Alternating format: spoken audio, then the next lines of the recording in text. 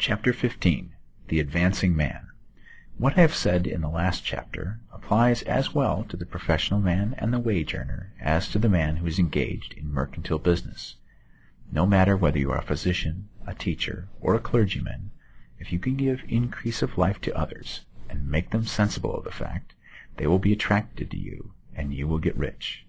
The physician holds the vision of himself as a great and successful healer, and who works towards the complete realization of that vision with faith and purpose, as described in the former chapters, will come into such close touch with the source of life that he will be phenomenally successful. Patients will come to him in throngs. No one has a greater opportunity to carry into effect the teaching of this book than the practitioner of medicine. It does not matter to which of the various schools he may belong, for the principle of healing is common to all of them, and may be reached by all alike. The advancing man in medicine, who holds to a clear mental image of himself as successful, and who obeys the laws of faith, purpose, and gratitude, will cure every curable case he undertakes, no matter what remedies he may use. In the field of religion, the world cries out for the clergyman who can teach his hearers the true science of abundant life. He who masters the details of the science of getting rich, together with the allied sciences of being well, of being great, and of winning love, and who teaches these details from the pulpit, will never lack for a congregation. This is the gospel that the world needs. It will give increase of life, and men will hear it gladly, and will give liberal support to the man who brings it to them. What is now needed is a demonstration of the science of life from the pulpit. We want preachers who can not only tell us how, but who in their own persons will show us how. We need the preacher who will himself be rich, healthy, great, and beloved, to teach us how to attain to these things, and when he comes, he will find a numerous and loyal following. The same is true of the teacher who can inspire the children with the faith and purpose of the advancing life. He will never be out of a job, and any teacher who has this faith and purpose can give it to his pupils. He cannot help giving it to them if it is part of his own life and practice. What is true of the teacher, preacher, and physician is true of the lawyer, dentist, real estate man, insurance agent, of everybody. The combined mental and personal action I have described is infallible. It cannot fail. Every man and woman who follows these instructions steadily, perseveringly, and to the letter will get rich. The law of the increase of life is as mathematically certain in its operation as the law of gravitation. Getting rich is an exact science. The wage earner will find this as true of his case as of any of the others mentioned. Do not feel that you have no chance to get rich because you are working where there is no visible opportunity for advancement, where wages are small and the cost of living high.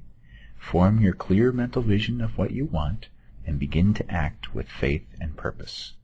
Do all the work you can do every day, and do each piece of work in a perfectly successful manner. Put the power of success and the purpose to get rich into everything you do. But do not do this merely with the idea of currying favor with your employer, in the hope that he, or those above you, will see your good work and advance you. It is not likely that they will do so.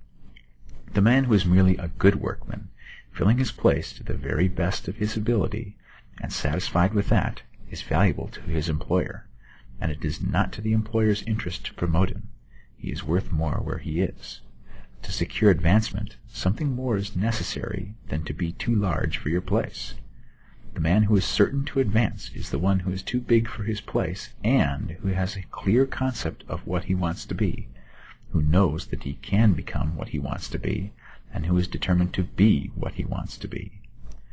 Do not try to more than fill your present place with a view to pleasing your employer. Do it with an idea of advancing yourself.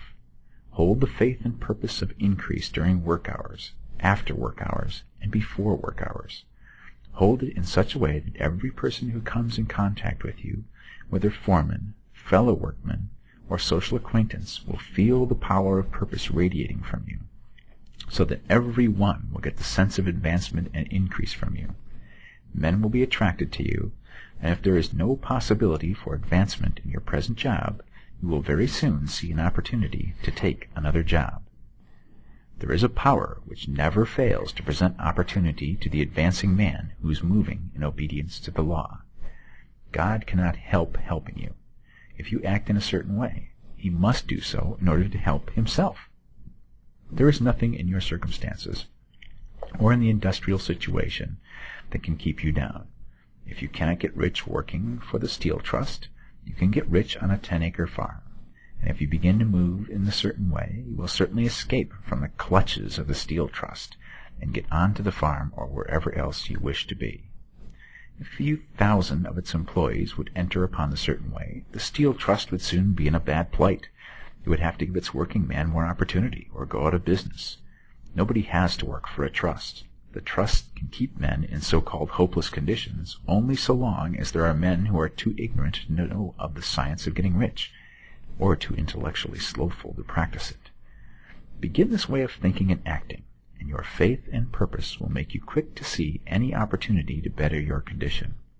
Such opportunities will speedily come, for the Supreme, working in all, and working for you, will bring them before you. Do not wait for an opportunity to be all that you want to be. When an opportunity to be more than you are now is presented, and you feel impelled toward it, take it. It will be the first step toward a greater opportunity.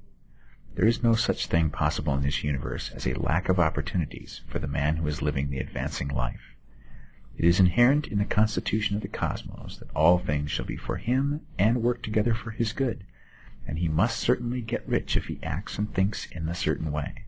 So, let wage-earning men and women study this book with great care, and enter with confidence upon the course of action it prescribes. It will not fail.